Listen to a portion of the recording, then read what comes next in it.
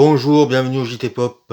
La semaine prochaine, c'est-à-dire mercredi, vous pourrez voir ou revoir sur nos beaux écrans Raging Bull de Martin Scorsese. Alors, avant de parler de l'histoire, je vais vous parler de l'état de Martin Scorsese au moment où il tourne ce film. Eh ben, il est au fond du trou. Il vient de connaître un énorme échec avec New York, New York. Il est tombé un peu dans la drogue. Il est au bout du rouleau. Et Robert De Niro, son ami, lui propose le scénario de Raging Bull. Scénario écrit par Paul Schrader, qui avait écrit déjà Taxi Driver. Énorme scénariste que ce Paul Schrader. Alors, il s'intéresse guère au début, Scorsese. C'est pas, il voit pas comment, ce qu'il y a à en faire. Ça l'intéresse pas des masses. Et puis petit à petit, il se rend compte que c'est très proche de lui. Et donc, il va faire ce film. Ça va être... Alors ça va pas être un gros succès en salle. Hein. Scorsese, il a mis un temps fou à Hollywood d'avoir un grand succès. Mais à l'international, ça marchait. Et puis bon, il y a l'interprétation de Robert De Niro, mais j'en reviendrai plus tard. Alors, Raging Bull, c'est un biopic. Ça raconte l'histoire de Jack LaMotta, boxeur italo-américain, qui avait comme manager son frère et qui aimait bien les filles un peu jeunes. Il avait une malédiction, c'est que il pouvait pas être un poids lourd. Donc il a été, je crois, alors je veux pas te dire de bêtises, hein, je suis pas un spécialiste de boxe, mais un mi-lourd.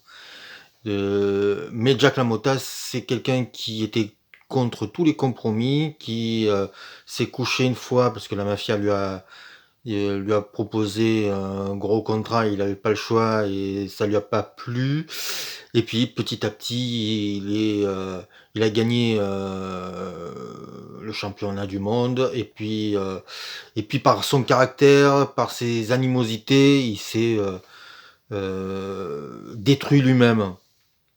Il est devenu énorme et il s'est éloigné de son frère. Enfin, c'est le film qui raconte ça. Hein. Je sais pas ce qui s'est vraiment passé dans la vie. Je n'y y étais pas et je n'ai pas lu de biographie de Jack LaMotta. Mais en fait, Paul Schrader, Martin Scorsese, ce qu'ils veulent raconter, c'est un type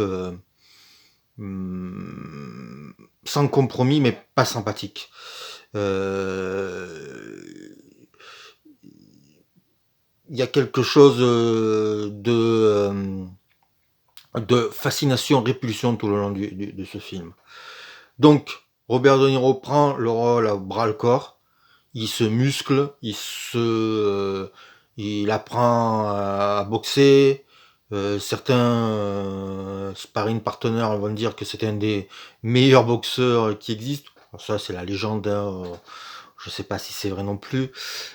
Par contre, sa performance n'est pas que physique, puisque bon, tout le monde sait qu'après il prend 30 kilos, le tournage s'arrête et il va bouffer tout et n'importe quoi, il va prendre 30 kilos et euh,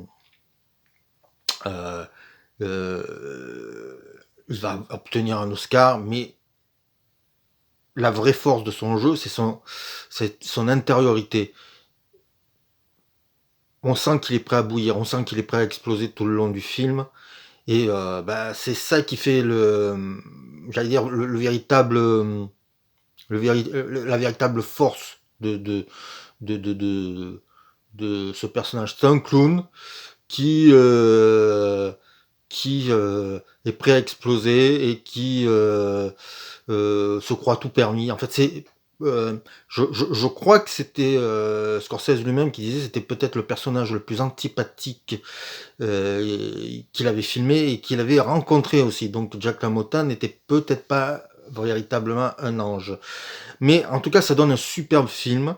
Alors, c'est vrai que quand on regarde le film, les scènes de boxe sont ultra chorégraphiées, superbes en mise en scène. C'est dans un noir et blanc de folie. Le montage de Thelma Schumacher est absolument incroyable. Tout est fait pour que ce film devienne un classique. Déjà, il y a la musique, il suffit de regarder le premier plan en noir et blanc dans le flou avec, je crois que c'est l'Adagio d'Albinoni ou un truc comme ça. Voilà, il y a quelque chose d'opératique. On disait de Scorsese qu'il y avait toujours des crucifixions dans ce film. Et ben là, on a exactement ce genre de scène. Alors, certains n'aiment pas du tout la manière dont il filme la boxe parce que justement, il en fait un objet tellement cinématographique. En fait, il s'extrait de la réalité pour créer quelque chose. En fait, il rentre dans la tête de Jack LaMotta au moment où il boxe. Donc, euh, le réalisme n'intéresse pas du tout Scorsese. Ce qui l'intéresse, c'est la psychologie. Et je pense que ça vient des deux, c'est-à-dire Scorsese, immense réalisateur, et aussi Paul Schrader, qui est un scénariste presque psychologique, passionnant. Ensuite, il y a Joe Pesci, qui n'est pas encore le Joe Pesci des affranchis, mais qui s'en rapproche. Il est formidable en frère. Toute l'humanité de Jack LaMotta est peut-être dans le regard du frère. Et puis il y a Cathy Moriarty qui est le personnage trouble, c'est-à-dire la femme de Jack LaMotta. Mais voilà, c'est une petite jeunette, c'est une adolescente au moment où il la rencontre, et ça va aussi poser des problèmes. En tout cas, c'est un film immense, un chef-d'œuvre.